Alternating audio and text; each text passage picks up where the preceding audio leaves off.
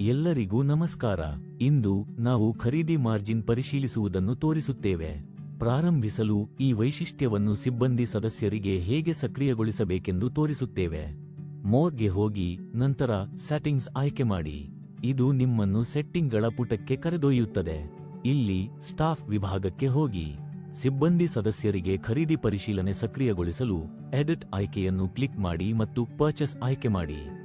ಇಲ್ಲಿ ನೀವು verify margin ಆಯ್ಕೆಯನ್ನು ಕಾಣುತ್ತೀರಿ. ಈ ವೈಶಿಷ್ಟ್ಯವನ್ನು ಸಕ್ರಿಯಗೊಳಿಸಿ ಮತ್ತು ಸೇವ್ ಕ್ಲಿಕ್ ಮಾಡಿ. ವೆರಿಫೈ ಮಾರ್ಜಿನ್ ಆಯ್ಕೆಯನ್ನು ಈಗ ಸಿಬ್ಬಂದಿ ಸದಸ್ಯರಿಗೆ ಸಕ್ರಿಯಗೊಳಿಸಲಾಗಿದೆ. ಮುಂದಿನದಾಗಿ ಪರ್ಚೇಸ್ಗೆ ಹೋಗಿ ಸಿಬ್ಬಂದಿ ಸದಸ್ಯರು ತಮ್ಮ ಸಂಖ್ಯೆಯೊಂದಿಗೆ ಲಾಗಿನ್ ಮಾಡಿದಾಗ ವೆರಿಫೈ ಆಯ್ಕೆಯನ್ನು ಈಗ ನೋಡಬಹುದು. ಈ ವೈಶಿಷ್ಟ್ಯವನ್ನು ಹೇಗೆ ಬಳಸಬೇಕೆಂದು ತೋರಿಸುತ್ತೇವೆ. ನೀವು ಖರೀದಿಸಲು ಬಯಸುವ ಐಟಂ ಅನ್ನು ನಮೂದಿಸಿ, ಪ್ರಮಾಣವನ್ನು ಆಯ್ಕೆ ಮಾಡಿ ಮತ್ತು ಬ್ಯಾಚ್ ಆಯ್ಕೆ ಮಾಡಿ. ಇನ್ವಾಯ್ಸ್ ಸಂಖ್ಯೆಯನ್ನು ನಮೂದಿಸಿ, ಪೂರೈಕೆದಾರರನ್ನು ಆಯ್ಕೆ ಮಾಡಿ ಮತ್ತು ಖರೀದಿ ಪರಿಶೀಲನೆಗಾಗಿ ವೆರಿಫೈ ಆಯ್ಕೆಯನ್ನು ಕ್ಲಿಕ್ ಮಾಡಿ. ಇಲ್ಲಿ ನೀವು ಪೂರೈಕೆದಾರನ ಪ್ರಕಾರ ವ್ಯತ್ಯಾಸ, ಪ್ರಸ್ತುತ ಮಾರ್ಜಿನ್ ಮತ್ತು ಪೂರೈಕೆದಾರನಿಂದ ಹಿಂದಿನದಾಗಿ ನೀಡಿದ ಉತ್ತಮ ಮಾರ್ಜಿನ್ ಅನ್ನು ನೋಡಬಹುದು.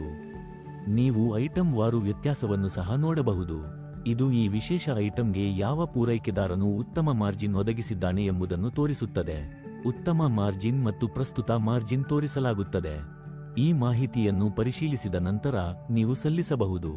ಇನ್ವಾಯ್ಸ್ ಯಶಸ್ವಿಯಾಗಿ ಸಲ್ಲಿಸಲಾಗುತ್ತದೆ. ಈಗ ಪರ್ಚೇಸ್ಗೆ ಹೋಗಿ ಮತ್ತು ಪರ್ಚೇಸ್ ಹಿಸ್ಟರಿ ಆಯ್ಕೆ ಮಾಡಿ. ಇನ್ವಾಯ್ಸ್ ಅನ್ನು ಕ್ಲಿಕ್ ಮಾಡಿ, ನಂತರ ಮೋ ಕ್ರಿಯೆಯನ್ನು ಕ್ಲಿಕ್ ಮಾಡಿ.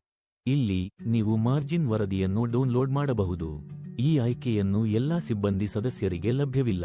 ಇದನ್ನು ಸಕ್ರಿಯಗೊಳಿಸಲು ಸಿಬ್ಬಂದಿ ಸೆಟ್ಟಿಂಗ್ಗಳಲ್ಲಿನ ಖರೀದಿ ಇತಿಹಾಸ ವಿಭಾಗದಿಂದ ಡಿಸ್ಕ್ರೆಪನ್ಸಿ ರಿಪೋರ್ಟ್ ಅನುಮತಿಯನ್ನು ಸಕ್ರಿಯಗೊಳಿಸಬೇಕು. ಧನ್ಯವಾದಗಳು.